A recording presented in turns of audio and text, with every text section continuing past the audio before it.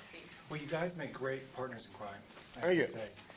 Thank you. I know. Yes. Everyone's probably talking about the style of the movie. It's just beautiful visually. But when you're making it, you don't really have any of that around you. Not a clue. So like the scene, one of the final scenes with you, that is an incredible scene when you're revealing and divulging. You know, that's a lot. Yes, he pontificates. Oh, and the he Nazi scene. pontificates. The Nazi scene. Yeah, nice. How do It you turns get- into the King and I all of a sudden. You start like spouting. Some of it, this. yeah, right. Yeah, there's this over the top. There's this the attitude that you just hit it, and you don't, like I said, you don't have any of that around you to give you that motivation. But I mean, it must be.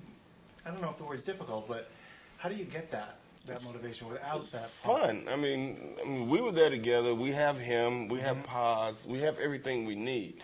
And in the midst of all that is this wonderful and glorious kind of speech that's going to be fun to do, and the bigger I can do it and the more passionate I can be about that, it makes it all work and it makes it all real. And he gets lost in place, and she brings him back to his place. You know, she does what she does. You know, where was I? She tells him. It's kind of like, oh, and you go right back into it. But it's an amazing amount of fun to be able to be that large, because you never can be. Directors are always pulling you back. No, pull it. So you don't get that opportunity too often in a movie. No, you don't get a chance to choose scenery and have license to do it. You know.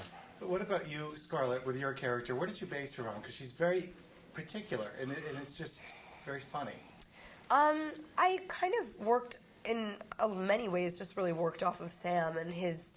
I knew that he was going to be really huge, and so I had to be kind of the grounding force, you know, bringing him back down to earth. And also, I think that just the timing of it. I mean, to me, it's very. I worked a lot on kind of that Lucille Ball, not quirkiness, but those huge facial expressions that she does, you know, and how she uses her eyes and everything, knowing that there would be a real contrast to the film, and you know, I've always loved that kind of comedy, whereas, you know, I feel like I'm kind of the Ricky to his Lucy, or it's that kind of situation comedy that we get into, that I kind of have always been an admirer of. Wally to my Beaver. There you go.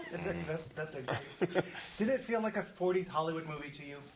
It just had that feel to me watching it. That obviously they didn't make movies like this in the 40s, but it just really had that sort of. Oh yeah, it has that attitude. You know, it has that kind of sort of snappiness in the dialogue. It has that feeling in the drawings that we saw on the wall, because we didn't actually see them. We didn't see the atmosphere that much. But it did have that feeling when you're talking, when you're interacting, when you know what the cars look like, but you also know that you're in a timeless space that allows you to do some modern things also, or to look modern and feel modern and speak in a modern way. And I think also the kind of the bad guy being so likable is kind of a 40s. It's a trait of that time, of that period, where, you know, you kind of want the bad guy, you need the bad guy around to make the good guy look good, that kind of thing. Yeah. And we also said we didn't realize that in the midst of this crime drama that we thought we were making, they had this romantic comedy wrapped around it. Yeah. Anyway, we're going to leave it at that. But hey, congratulations. Thank Thank you. you. Good to see you. Thank you.